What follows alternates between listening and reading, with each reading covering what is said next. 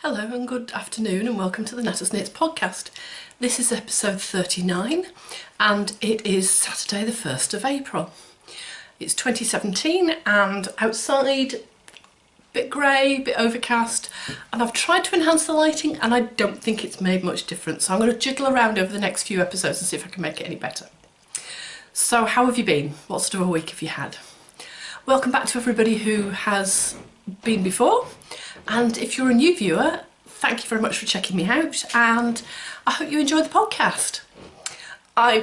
Excuse me, I've been quite busy this week, sitting on my bottom, as my son would say, but I've actually been doing a lot of knitting, not that you would be able to tell from what I've got next to me, but we'll talk about that as we go through.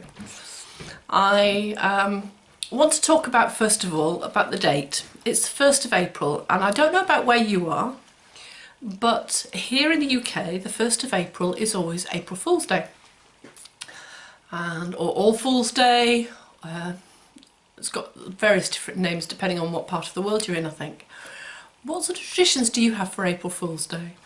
Here in the UK, the most prominent one that I ever remember was actually before I was born, but it was re-previewed on the news when I was a child. And what happened was there was a news programme about spaghetti. And back in the 60s we didn't eat spaghetti in the UK, it wasn't a standard thing that we were used to. And so they put up this picture showing that the spaghetti grew on trees.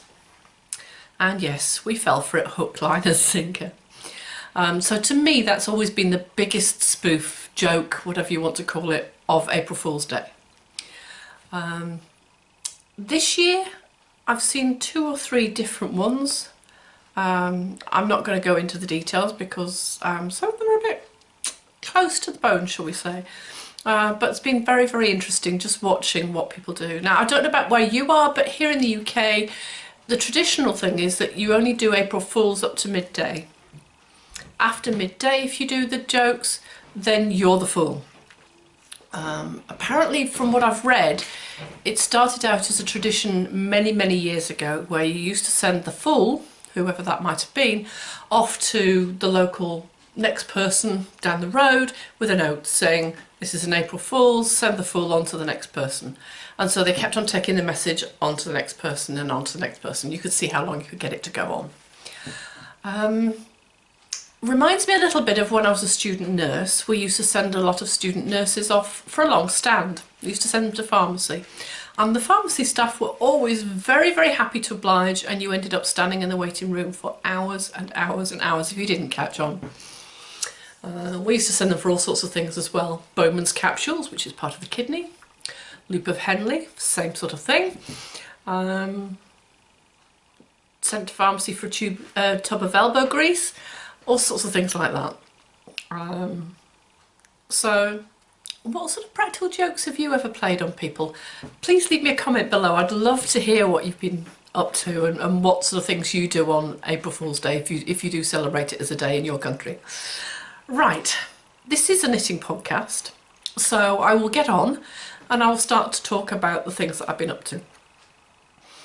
Over the last few podcasts you will have heard me talk about Winter Camp, which has been an event run by a lady called Sarah, otherwise known as the Canadian Knitter, and it came to an end yesterday. So your winter camp was something that you signed up to, you were put into a cabin, and then as a group of people you actually tried to complete different challenges, and one of the challenges was a snowball fight. Now obviously this is knitting, so a snowball fight isn't a snowball fight, it's about trying to get little things done. And my little things are here. Ta-da! This is the product mainly of my snowball fight this year. This is a collection, a very random collection, as I'm sure you can see from the different colours there, of all my little mitered squares. So we've got green ones, excuse the threads, green ones, this gorgeous one which is a mini I was given at Christmas from Kralaline, who's got the Colourful Creativity podcast, and she did an advent calendar that you could buy, and you opened up the presents, and this was one of the yarns. It's on her soft sock base, and it's a colourway that she calls Olaf, obviously from what do I call it, ice, you know, let it rain, let it go, let it go. I can't remember the name. You're probably screaming it at me at the moment, but yeah, that's from there. I've got all sorts of different ones like this. Now some of these are random ones. This is a very random one, and I'm not sure whether I put that in my blanket or not. Yes, it is as bright as that, if not brighter actually. This one I love. And I think this one particularly shows up the thing. Would you like me to do a random video of how to make a mitered square? Would that be something you'd be interested in? Because if you are, then I will try and set up my cameras so that I can actually do that for you, because they're dead easy to do. What I'm contemplating at the moment is how I actually join them all up. I don't want to just sew them, because I think that could look quite boring, like that. Just join them together. But it might not do. I'm thinking about crocheting between them, but I think you have to actually crochet around them first, and then I'm not sure. So any suggestions will be gratefully received. That's a very different one. This is Craloline's, one of her Christmas colourways, I think. That's really pretty. This one I love, but I think it went a bit wrong because it's not quite a square. This grey one that I love is Travel Knitter, and that's what I made my Eiffel cowl out of. It's really, really lovely yarn. So I've made all those, and I just need to put one more project up onto the database and into my post on the thread, and then hopefully we will be put into draw for prizes, so that's quite exciting. So I did quite a few of those last weekend. I think I did 16 altogether in the weekend, so that was quite good really, wasn't it? 16. Quite pleased with that. But the majority of my time this week has either been taken up with spinning, which I'll show you in just a minute, or my back. Now some of you may remember seeing this. I showed you, I think I'd got to about here-ish before. Well, this is what I've done this week. So it was knitted in the round, and it's just a 2x1 rib all the way through. So quite time consuming, but it makes a lovely dense fabric, as you can see. So what I'm going to do now is I'm going to attach handles like this, and then I will have a bag.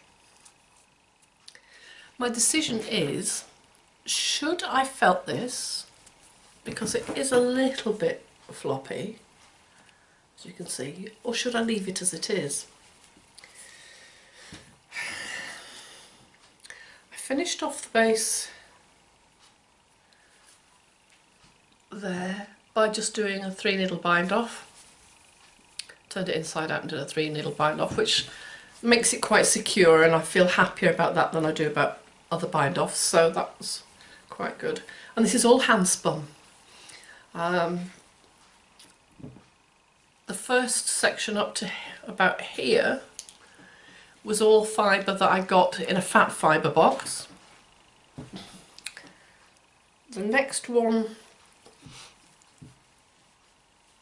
was from the pink down to the bottom of the green, and that is all fibre that I spun. I spun one fibre that was all merino, and the other fibre I spun to make two separate ones was all nylon, and then I plied them together, and that's what's given you that mild effect.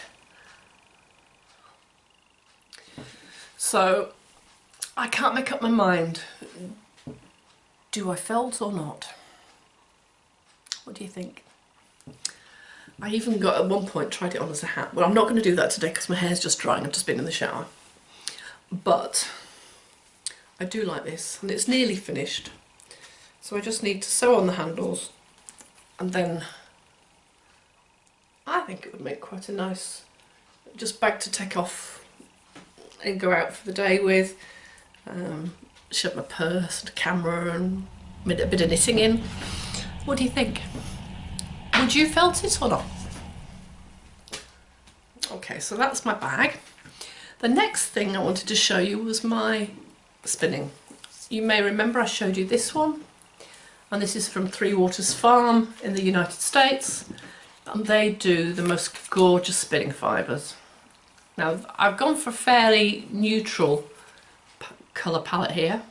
It's all blues and greys, but if you actually look on, I was going to say Ravelry then, you could look on Ravelry, but if you look on Instagram, you'll see they do the most amazing colour palette. The reason I chose this blue and grey is because I'm spinning it to make a jumper for George. Yeah, for George again. So it's etsy.com/shop/Three Waters Farm or www.threewatersfarm.com. I'll put all of this information and any information I give you over on my WordPress page, which is www.wordpress.com/knattersknits. So that's that one, and that's what the label looks like. The colour is called Darkness.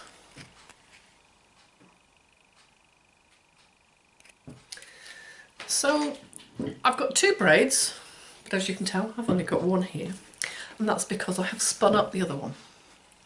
So this is what it looks like. As you can see, there's quite a variation in the colours from the greys, light blues, dark blues and greys. But I think once plied, and that's how fine it is, once plied up with the other one, I think it's going to make a lovely 4-ply. 4-ply as in weight of yarn, not 4 plies together. We don't half confuse people with the way we call things, do we? So that's that one. So there's about 113 grams it says in that one, 4 ounces if you use the imperial measurements, and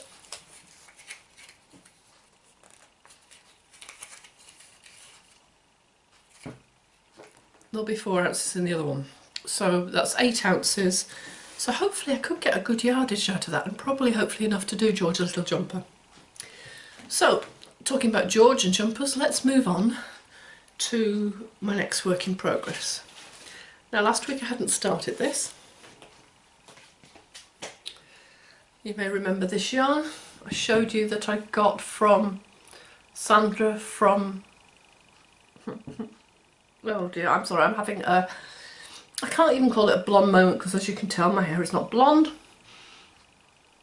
And I don't want to say an old age moment, it's not a dementia moment, it's just, I'm not very good at remembering names. But Sandra up at Clapham, who has the amazing barn full of wool up there, I got this from her. And this is mainly acrylic, but there is some wool in it. And what I really like is how this is knitting up. Look at that. Isn't that just beautiful? And this is the back for another one of exactly the same pattern,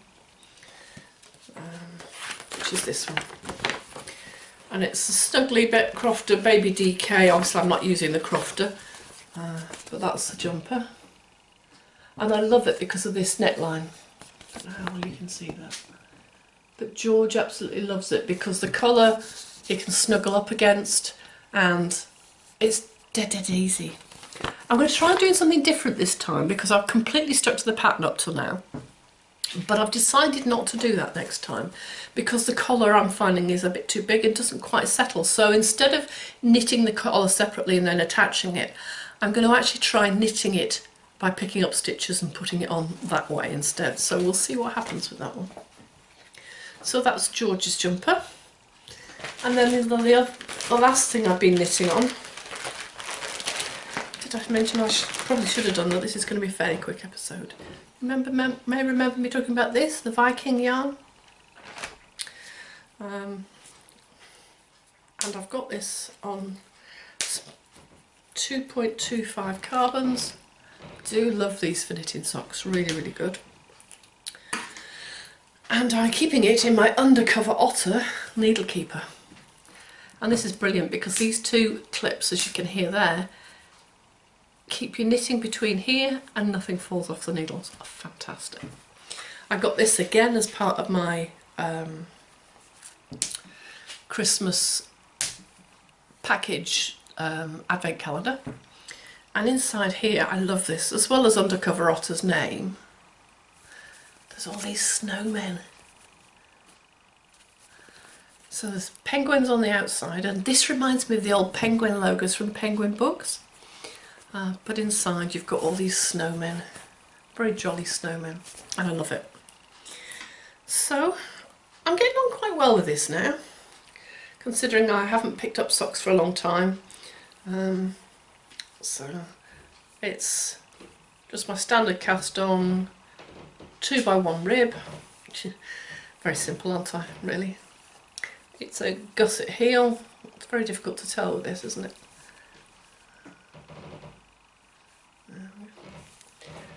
And I'm getting to the point now where I need to keep measuring on a regular basis so that I can actually find out when I need to start decreasing for the toe. But it's getting there. It's definitely getting there. So I'm quite pleased with that one. That's the first sock. And I intend to cast the second one on straight away afterwards to prevent me getting what they call second sock syndrome. Because this wool is merino, cashmere and nylon. Oh my goodness. I used to think, because I never used to buy anything expensive like cashmere, that people were talking twaddle. No, they're not. Absolutely love the merino and the cashmere. And obviously you need the nylon for the socks because they're going to be heavy wearing, heavy duty. But that is absolute. And I'm just keeping this in an IKEA plastic bag that's got a double seal on it, only because it makes it dead easy to put in a bag, and even if the bag isn't waterproof, my knitting's not going to get wet. So that's that one. So that's all that I've been knitting on this week. I have been watching a lot of podcasts though, and so I thought I might have a segment here where we actually talk about podcasts. Obviously if you're watching this one, this is one of the ones on your list, but what other ones do you watch?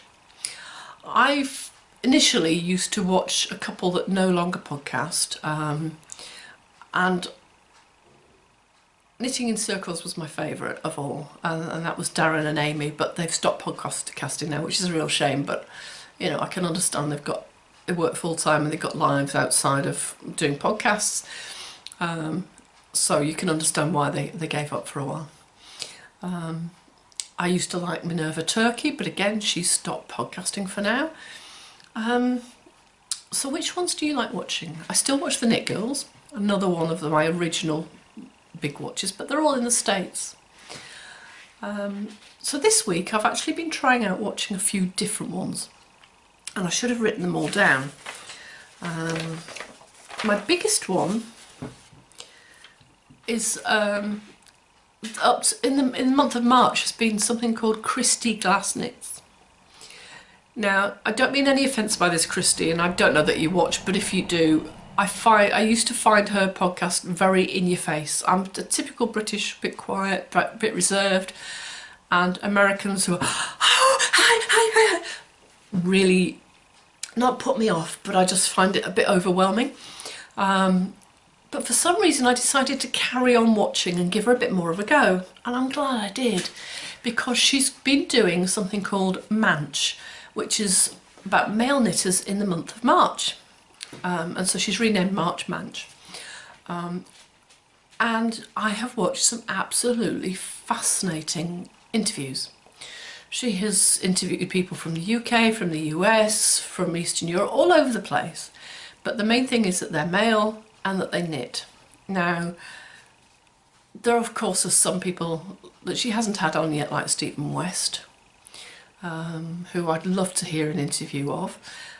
But she's also had people like Nathan Taylor, who's a sock-matician. That was a good one. There's a whole load of people who do different jobs in knitting, people who design, people who are indie dyers, people who put themselves through college. I found it quite fascinating. One of the ones that I'd never heard of before, and I thought maybe I'd give a miss, and I'm glad I didn't, was a gentleman who actually, when we talk about designer, really into designing. Now his name's Stacey, and I can't remember whether it's Stacey Charles, I think. And that was fascinating because he was talking about very high end, and I'm not just talking about indie dyed, I'm talking about the luxury Versace, all those sorts of names. And he's got a very exclusive yarn shop in New York up on the first floor, which, you know, most of us in the UK would think that's a bit strange, but actually it seemed to work quite well. And he has quite a few, I think, celebrities who go in and get their yarn from him.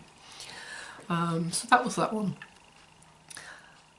But she's been talking about all sorts of different things and all about the different roles, and it's made me think really. As you know, I was made redundant just over a month ago now, and I'm still looking for work. So I started thinking again about what I could do and how much of this I could actually do as a way of funding my yarn habit, for want of a better phrase. I don't know, because especially from some of the comments I've heard from some of the men, and it's been my experience too, it's very difficult to make a living doing anything by making something that's as intense as knitting, because it's like quite time consuming, and I'm not a very fast knitter, so I don't know that it's something that I can do. Demonstrating spinning, could do a bit of that, a little bit of designing, although I've not got a lot of experience. I've only got 4 or 5 patterns that I've published, and some on the go. So it's made me think quite a bit really, and it's made me also think about what else is missing in the knitting world. What do we know about? How do we find out about it? There are lots of audio podcasts and video podcasts, obviously like this one, and I don't intend turning this podcast into something that's money making or anything else, because I don't think that I've got that dynamic personality. But I wonder about writing, because obviously it's something I used to do quite a bit as a researcher, and I wonder whether I've got a possibility of doing that. But yeah, food for thought really, food for thought. So let's think what else I've got to talk about. Done my spinning, done my squares. Oh, I know what I didn't ask you. Which side do you think is the best side for this bag? That's what it looks like, and what is officially the outside. When you turn it inside out, excuse the unwoven ends,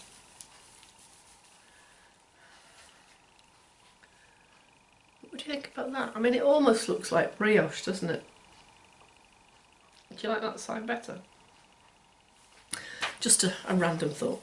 Let's turn it back the other way again. I think I'll keep it the right way out, but who knows? Just means I have to weave in a few more ends, doesn't it? Okay, so let's think about acquisitions then. What have I been getting? Well, as I am now no longer being paid, I have to be very careful about my acquisitions. And I wasn't expecting to have anything to show you this week, and I'd forgotten about my Triskelion Yarns subscription. Triskelion Yarns do a club where they'll send you a skein of yarn every month, which I signed up to a little while ago and I completely forgot about. And it's just started coming through with a vengeance. This is this month's. This is Triskelion Yarns Olwyn 4-ply, and it's called Corifrecken, if I'm pronouncing it quite rightly. It's an extra fine Falklands merino. There's 100 grams, which is a 495 metres, so quite a good yardage. And this is it. Recognise the colour? Yeah, it's one of my favourite colours, isn't it? That lovely jade green. So that's it. It's a single ply, and I have got something in mind for this. It's a semi-solid. I don't know if you can see that there are different shades of the green in there. And because it is a single ply, I'm not going to turn it into socks or anything like that, because there's no nylon in it, and single ply does tend to pill. Putting the twist in when you're spinning is what actually makes something a lot more sturdy. So I'm not going to make socks out of it. I don't think I'd wear a hat made out of it, although I don't know. What do you think? I suppose I could get away with it, but no. So I've got a pattern that I have downloaded for a shawl. I think I might buy, I bought the pattern, so I might, but I haven't actually written on here what pattern, so that'll have to remain a surprise. Now, I was hoping that that would be it. This morning, the postman brought me something. Another thing I bought, and this is from Northern Yarn. And Kate of Northern Yarn has very nicely written me a lovely little note as well, so thanks for that, Kate. And I saw on Instagram that she was about to launch, in conjunction with a designer called Alitza Grant, a wrap shawl. It's a wrap, I think, more than anything else, called Fleetwood, and that's it. So, not giving away any of the secret sauce, I won't show you the pattern, but that's it knit up. Looks rather nice, and it came in the Northern Yarn bag. Nice, lovely cotton tote bag. Beautiful, just nice to keep it in. And there are 3 skeins of this yarn. Now this is Northern Yarn's DK. It's 75% Pole Dorset and 25% Bloatface Leicester. Apparently there's 260 yards, so that's 238 metres approximately. It's pure wool, and obviously it's hand wash only, so that's that one. And it is as it looks. It's not the softest, but then it's not supposed to be. It's supposed to be a very sturdy wrap. Let's put the pattern back in there and everything else so I don't lose it. And that's about it for this week. Very, very short podcast. I will be back again hopefully next week. I'm waiting for my phone to ring because I went for a job interview on Thursday, but I don't think I got the job, to be honest. So we'll see. And I think that's about it. I'll stick the usual obligatory picture of George on at the end, and I shall see you all very soon. I hope you're keeping okay. Lovely to speak to you, and I'll see you soon. Bye.